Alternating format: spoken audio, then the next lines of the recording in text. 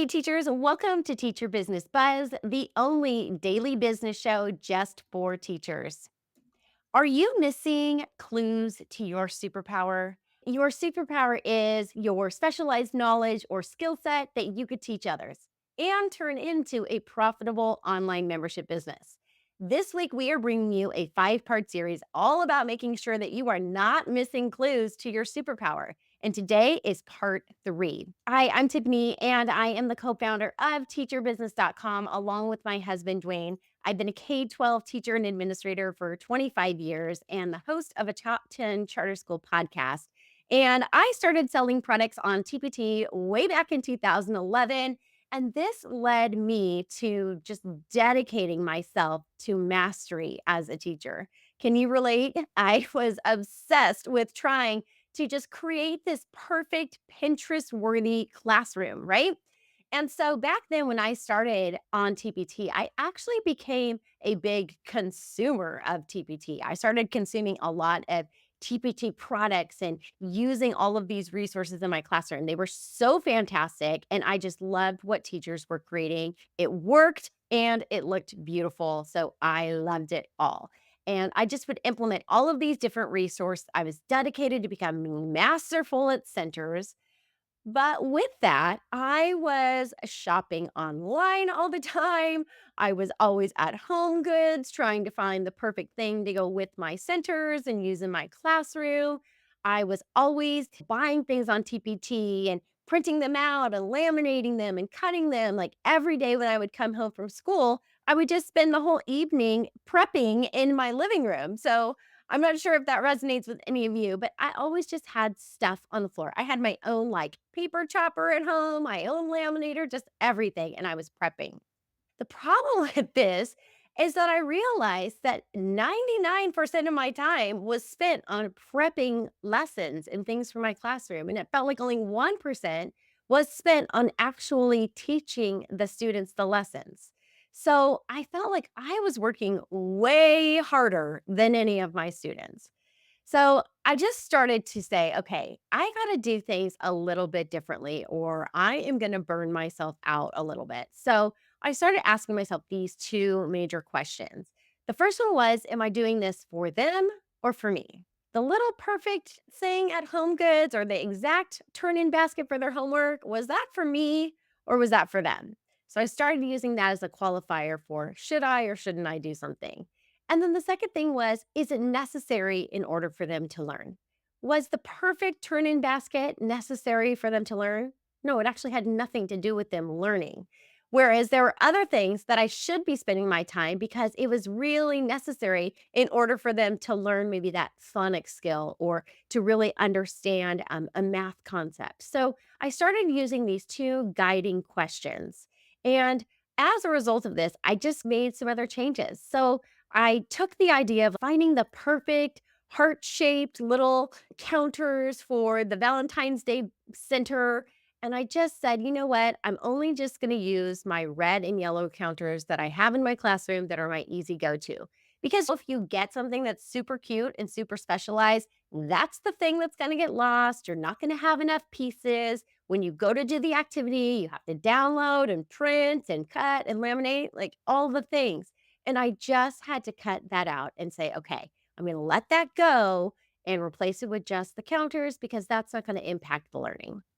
Things like the thematic pails and the little buckets, like if you had a fishing center and you put it in a little tackle box, all the safe are so cute, but they're very awkward and hard to store.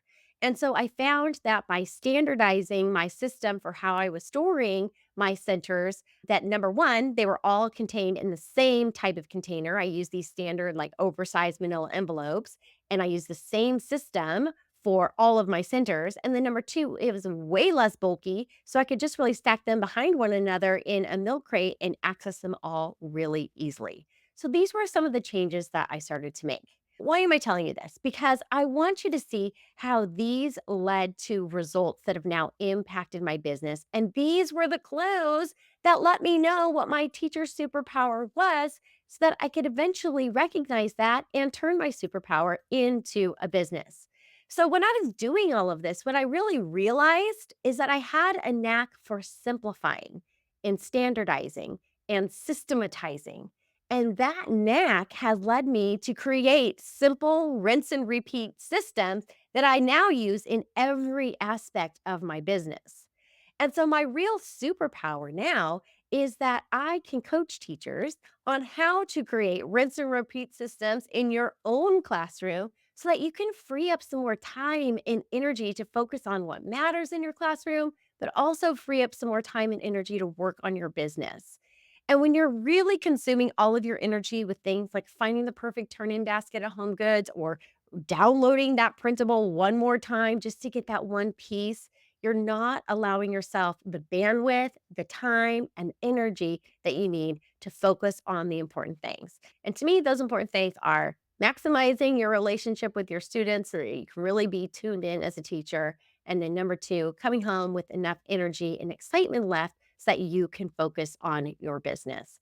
So I want to help you to recognize some of the clues that might be leading to your superpower so that you can see how just some of these little things that you might be doing naturally as a teacher get overlooked when you're looking for a teacher superpower. But those really are the clues to what your superpower is and how you might use that to start a business. So, we're going to go over 3 ways that you might be seeing some success in your classroom that's actually clues to your superpower.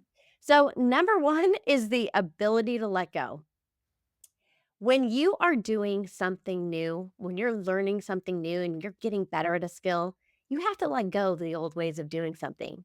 Let's say that you really want to learn how to create digital quizzes on Google, right? So that you don't have to grade so many things. Maybe they're self grading quizzes on Google. In order for you to become good at that, you're going to have to let go of some of the old ways that you used to do it, some of those paper pencil quiz methods that were working so well, right? But sometimes that is easier said than done. So if you have found that you have the ability to let go of something in order to get a better result or a better system, that's a good clue. That new thing that you're doing was important to you.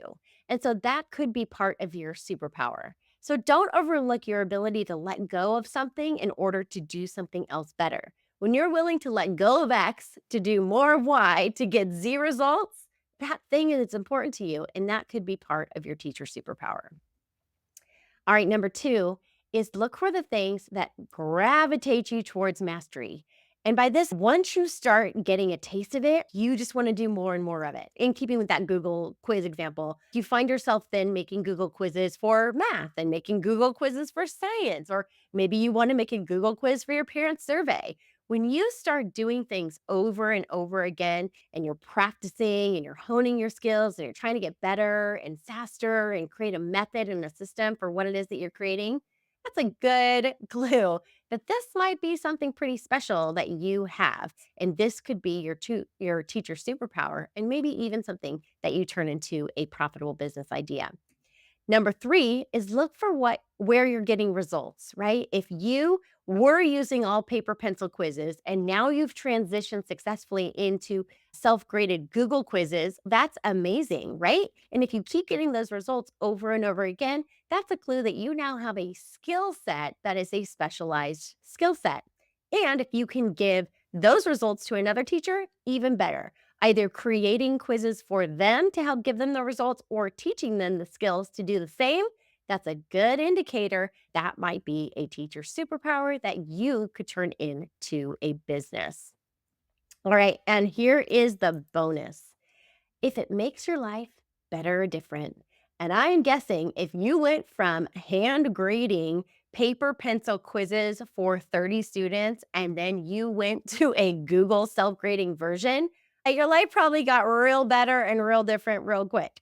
So, those are the things that we are looking for. We are looking for the things that you have learned to do that makes that impact. If it makes your life better or different, that is the cherry on top. All right, so let's recap today some of the clues to finding your superpower. You want to look for something that you were able to let go of to upgrade to something better. Look for that. And you want to look for the things that help you gravitate towards mastery. You want to look for things that are giving you results, and maybe you're getting results for other people. And then the bonuses, did it make your life better or different, or someone else's life better or different as a result? all good clues that these could be part of your teacher superpower, that specialized knowledge or skill set that you could teach other people and that you can turn into a profitable online membership business. All right. As always, we would love for you to subscribe to The Buzz. You can join for free and you can get a text or an email from us so that you never miss a show. We'll send you the direct show link along with some other goodness. We have new episodes for you every Monday through Friday, and we always love to bring you free and valuable business content here on Teacher Business Buzz. And please invite your friends. We would love for you to invite another teacher to come and watch Teacher Business Buzz and let us show another teacher what is possible. All right, we will be back tomorrow with another part in our series about making sure that you don't miss those clues about your teacher superpowers. All right, join us tomorrow. See you then.